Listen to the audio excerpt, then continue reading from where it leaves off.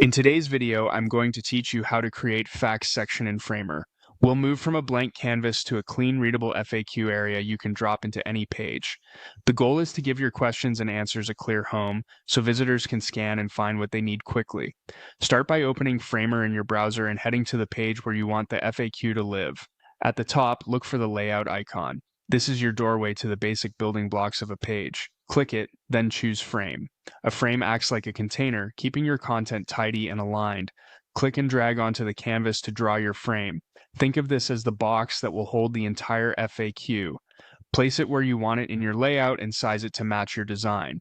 You can drag the edges or corners to adjust the width so the text stays comfortable to read, typically not too wide. Center it or align it with other elements on your page to keep your layout consistent. Next, go to the top toolbar and click the T icon to add text. Add the text layer inside the frame you just created so everything stays grouped neatly. Now paste your FAQ content directly into that text area.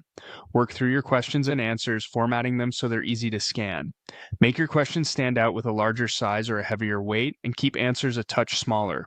Use clear line breaks between entries, maintain consistent spacing, and stick to one alignment, usually left aligned, for readability.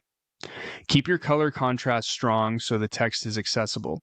As you polish, focus on hierarchy and rhythm. Questions that pop, answers that are concise, and spacing that feels even from top to bottom. This simple structure makes a big difference in how users digest information, and that's it.